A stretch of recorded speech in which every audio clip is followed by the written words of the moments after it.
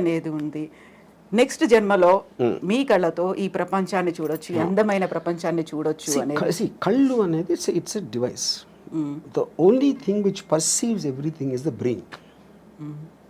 బ్రెయిన్లో కూడా ఉన్న కాంప్లెక్స్ బ్రెయిన్ మ్యాటర్ కాదు కదా, దేర్ ఇస్ బ్రెయిన్ అనేది యాక్చువల్లీ ఒక ఎగ్జాక్ట్లీ మీ కళ్ళు రిజిస్టర్ చేస్తున్నాయి, దాన్ని బ్రెయిన్ పర్సీవ్ చేస్తుంది.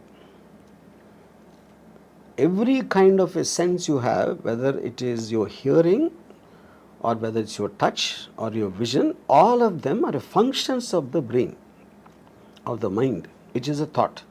And thought doesn't have form. So a thought అనేది మనకి ఇప్పటివరకు తెలియదు అదేంటో అసలు exactly why does a bunch of thoughts and feelings should have a human body అనేది నా one of the biggest questions నాకు. సో అప్పుడు అది దానికి లేనప్పుడు మనకు అంత అన్సర్ట్ అయినప్పుడు ఉన్నవన్నీ ఎందుకో మంచిదని తీసుకెళ్ళిపోవడం బెటర్ నాతోనే. అందుకని నేను డొనేట్ చేయను. దెన్ వాట్ అబౌట్ డబ్బు? ఇప్పటిదాకా సంపాదించిన డబ్బుని ఏం చేస్తారు మరి? అది మీతో రాదు. No of course whatever might not have any value. నేను కూడా తీసుకెళ్ళాను కదా. అవును, తీసుకెళ్ళలేరు. నా బాడీ అంటే నేనేంటి మా అయితే నేను విల్లో రాసి ఇక్కడ డొనేట్ చేయండి అని అలాంటివి చెప్పొచ్చు. అదే నేను డబ్బు కూడా చేయొచ్చు. అది చేయకపోయినప్పుడు they will send me as it is. But money and this మీరు మీరు చెప్పకపోయినా సరే it will rightfully go to whatever the legal aspect of the hereditary laws ఏదైతే ఉన్నాయో దానికి వెళ్తుంది. So I am not in control of that. నేను బతికున్నప్పుడే ముందే నేను అనుకుంటే ఇస్తాను, అది ఎలాగే ఇస్తారు కదా, చాలామంది చేస్తారు. వాళ్ళు దానాలు ఇవ్వచ్చు, ఎవరికో రాసేయచ్చు, ఏదో చేస్తారు. Anyway that happens. సో ఇప్పటిదాకా మీరు ఏ దానము చేయలేదు, చెయ్యరు అస్సలు? బ్లడ్ డొనేషన్ దగ్గర నుంచి నెవర్. నా ఇష్టం వచ్చిన వాళ్ళకి నేను I will give money. General పీపుల్కి నేను they have to have some connection to me. If they are in need మిమ్మల్ని అడిగారు అంటే, if they are in need మిమ్మల్ని అడిగారు ఆ టైం అంటే నాకు వాళ్ళ మీద ఫీలింగ్ బట్టి అడిగారు కాబట్టి ఇవ్వడం అనేది ఉండదు. అంటే ఇప్పుడు సపోజ్ ఒక అంటే ఇప్పుడు డొనేషన్ ఎప్పుడు మీరు ఒక వికలాంగులు లేకపోతే పేదలు లేకపోతే మన ఏమంటారు దాన్ని ఎయిడ్స్ అంటే ఎయిడ్స్ వచ్చినప్పుడు చెప్తున్నాను. అంటే I'm just what ever comes to my memory అలాంటి ఆస్పెక్ట్స్లో. ఎందుకంటే ఒక జాలి ఉండాలి, ఒక ప్రజలకు సేవ చేసే. ఇప్పుడు నేను సేవ చేసేది కేవలం అందమైన అమ్మాయిలకి. ఇప్పుడు నేను ఒక పర్టికులర్ టైంలో నేను ఒక అమ్మాయి నేను మాట్లాడుతూ ఉంటే, అమ్మాయి ఢిల్లీ నుంచి వచ్చింది. తను ఆ పార్టీ మన కేజ్రీవాల్ అరెస్ట్ గురించి మాట్లాడతాను. నేను వేసుకున్న డ్రెస్సు చాలా అందంగా ఉన్నావు, నేను అది అనుభవిస్తున్న టైంలో నువ్వు కేజ్రీవాల్ అరెస్ట్ గురించి మాట్లాడతావు. అలా కేజ్రీవాల్కి నాకు సంబంధమే లేదు. అప్పుడు ఆ టాపిక్ మూలాన నేను ఆనందించే ఆస్వాదన తగ్గిపోతుంది, అది డిస్టర్బ్ చేస్తుంది. అప్పుడు నీకన్నా కేజ్రీవాల్ నాకు ఎందుకు ఇష్టం అవ్వాలి, నువ్వెందుకు అనుకుంటున్నావు నాకు చెప్పాను. ఇప్పుడు ఇక్కడ పాయింట్ ఏంటి, she is concern about Kejriwal. Kejriwal లేకపోతే ఢిల్లీ పబ్లిక్ ఏమవుతారు, బీజేపీ వాళ్ళు ఏదో మోసం చేస్తున్నారు, బీజేపీ వాళ్ళు కొట్టబానుతున్నారు, ఇది అది అని చెప్తే నాకు బీజేపీ సంబంధం లేదు, కేజ్రీవాల్ లేదు, ఢిల్లీ ప్రజలు కూడా లేదు, కానీ నువ్వంటే ఉంది. అప్పుడు ఎవరి మీద నాకు ఇష్టం, మీకు వికలాంగ ఇష్టం అన్నప్పుడు నాకు అందమైన అమ్మాయి ఇష్టం. I'm just trying to give an example. So అప్పుడు నేను ఒక అమ్మాయి అందాన్ని కెమెరాలో బంధించడానికి నేను లక్షలు ఖర్చు పెడతాను. అదే లక్షలు వాళ్ళకి ఇవ్వచ్చు కదా, స్కూల్ కట్టేసేది కదా అంటే నేను చేయను. ఎందుకంటే I'm getting happiness out of that. నా కోసం ఖర్చు పెట్టుకున్నాను, అమ్మాయి కోసం కాదు. ఎవరి మూలానైతే నాకు హ్యాపీనెస్, నాకు అనేది అండర్లైన్ పాయింట్ అక్కడ. అప్పుడు పవర్ఫుల్ మెన్, బ్యూటిఫుల్ విమెన్, ఇలాంటి కొన్ని కేటగిరీస్ ఉంటాయి నాకు, వాటి మీద ఖర్చు పెడతాను. ఆ అమ్మాయి రియాక్షన్ ఏంటప్పుడు? Now she started laughing. ఎందుకు laughing? Because why is Kejriwal Delhi people and they are better than your beautiful body అని అడిగా. అది నాకు చెప్పాను, నేను చెప్తున్నాను క్లియర్గా, నాకు నువ్వే ఇష్టం, వాళ్ళు కాదని. నీ బాడీ కన్నా వాళ్ళు ఎందుకు నాకు ఇష్టం ఉండాలి అని నువ్వు చెప్పాను. Maybe in the way I talked and all that she suddenly started laughing. ఎందుకంటే ఆన్సర్ చెప్పలేక. సో కేజ్రీవాల్ గురించి వాటి గురించి అసలు మిమ్మల్ని అడగొద్దు, పాలిటిక్స్ గురించి దేని గురించి. Unless I'm interested. I might have been interested in suppose మన వైసీపీ దాంతో మొన్నది. Once the election is I'm film maker. ఆ ఫిల్మ్ మేకర్ నేను అనుకున్న తీసాను, అయిపోయింది, ఎలక్షన్ అయిపోయింది, రిజల్ట్ వచ్చింది. So I'm off that. అంటే ఒక పర్టికులర్ సినిమా తీస్తున్నప్పుడు ఆ సినిమాకి సంబంధించిన టాపిక్లో కాన్సన్ట్రేట్ చేస్తాను. సత్య తీసినప్పుడు I was very much in to the under world for example. 26/11 తీసినప్పుడు టెర్రరిజం. ఇంకోటి ఏవి తీసినప్పుడు ఆ పర్టికులర్ సినిమా ఉన్న మూడ్లో నా కాన్సన్ట్రేషన్ అనేది డైవర్ట్ అవుతూ ఉంటుంది ఆ మ్యాటర్ బట్టి. సో ఇప్పుడంతా శారీ మీదే ఉందా? బికాజ్ కరెంట్ ప్రొడక్షన్ కనుక. ఆ తర్వాత మళ్ళీ ఆ మూడ్ మారుతుంది, మారచ్చు.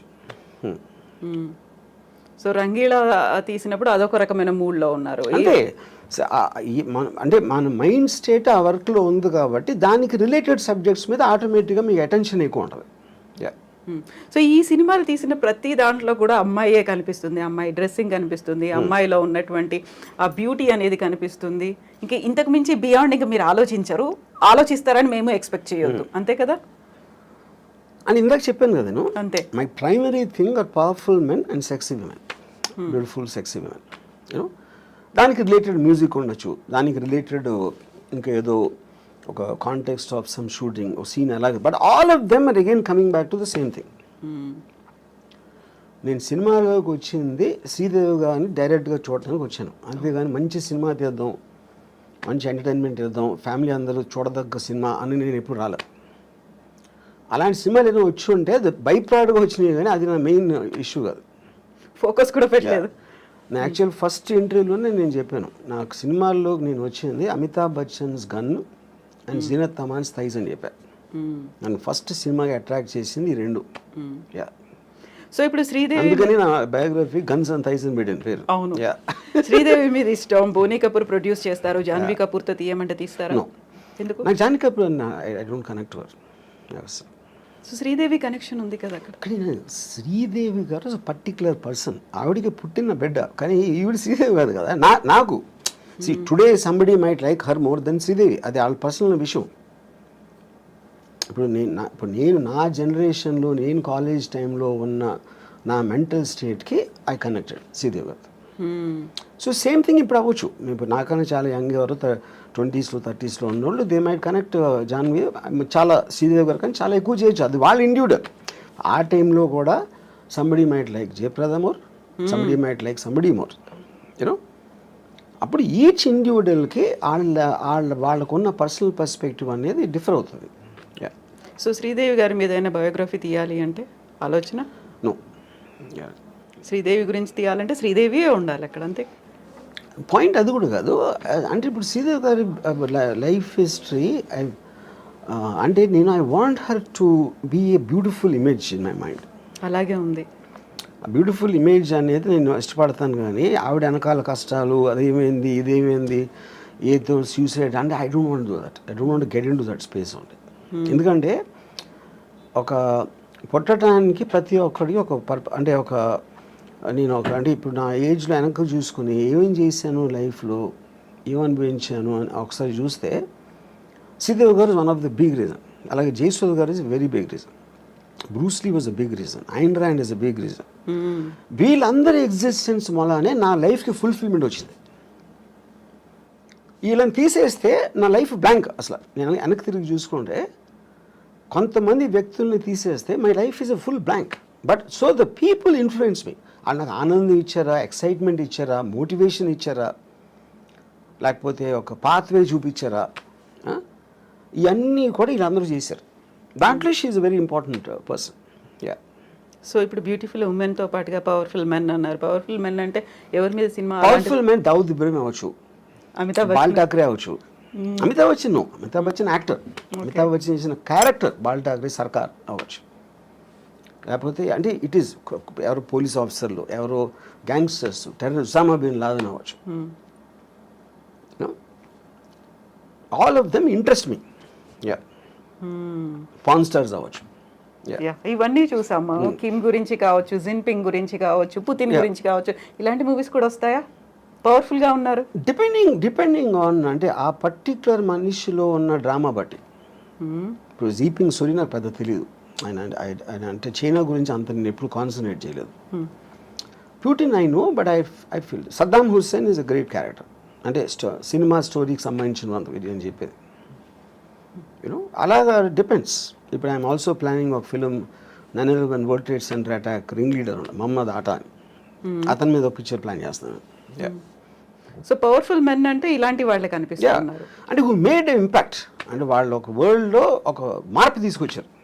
What ever it may be, negative or positive, negative positive అనేది ఉండదు ఎప్పుడు. దట్స్ వెరీ బిగ్ మిత్ అది.